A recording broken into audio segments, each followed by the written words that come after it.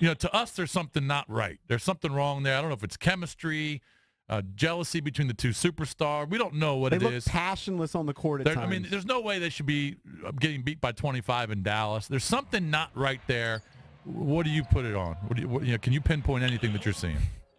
Well, first of all, we won't know what it is right now because I think much like the Cleveland Cavaliers, they're going out of their way to not get into detail to what the underlying source of the problem is. And whenever there's a problem, there's always a reason for it. And schematically, we can't see what the issue could be. We don't, you look at Scott Brooks and you say, okay, it's the coach's job to put the players in the best position to win. I think he's done that for the most part. I mean, you can always question some things, but, it worked last year for the most part. And you look at this team, and defensively, there are just too many inconsistent nights. There are too many lapses in energy. And when guys when guys admit that the team didn't play hard tonight, that's a head scratcher because that's what you get paid to do as a basketball player, and it's just one of those things that it's just innate. You're out there, so obviously you're going to go as hard as you can. But there are nights where the Wizards themselves admit that they didn't play as hard as they could have, and everybody understands over the course of 82, some nights you're just not going to have it. 82 games, you're just not going to have it. I get that. I give them excuse on that, but these losses to teams below 500 speaks to some mental deficiency pertaining to the team, and what's causing it is some type of underlying friction that right now I can't put my finger on. By the way, Tony says it the nice way. What EB says is they play stupid.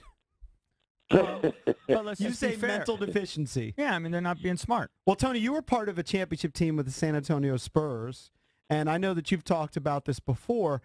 You've played on teams that had killer instincts. This team also lacks that killer instinct where even in a win, like they beat Brooklyn, I don't know, a week and a half ago. They're up by 23. It goes to overtime. They don't know how to put teams away.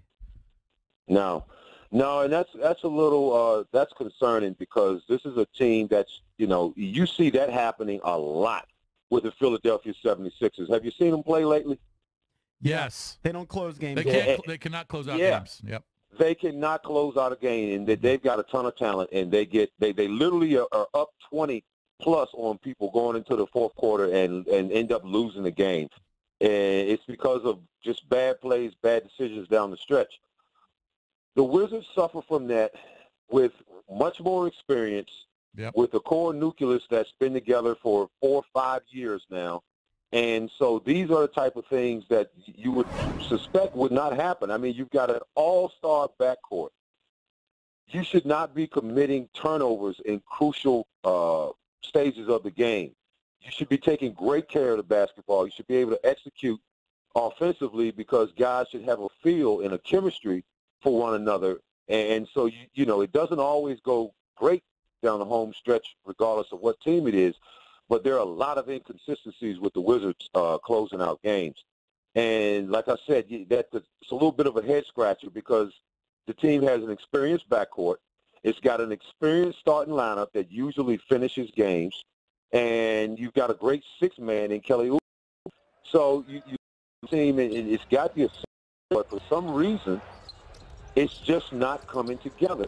Now, the fortunate thing for them is that there's still enough time left in the season to where if they can put a string of games together, then we're all sitting here having a very different conversation, about their potential and what they can be coming out of the East. But until that happens, we're forced to sit here and acknowledge what it is that we're seeing, and that's some inconsistent play, especially going down the stretch in the fourth quarter, and some mental lapses against teams that are below 500 that they should be able to run out of the gym on a nightly basis, and they're not doing that. So right now they're not playing up to their potential, and again, we're all sitting back asking ourselves why. When you look at it, you say to yourself, like, wow, they should be pretty good, no less than, top three in the East, is what they should be battling for, right around the 2-3 spot. And if you'd have asked the team earlier in the season, they would have said they have as good a chance to be the best team in the East as anybody. But over the course of the season, you've just not seen it come together. And the reason being is, yeah, you guys are right. Defensively, they have to be better than average in order to be the good team that we see flashes of sometimes. And they don't commit enough to the defensive end. And the other thing is that the ball doesn't move offensively as well as it moved last year when they put that winning streak together at home.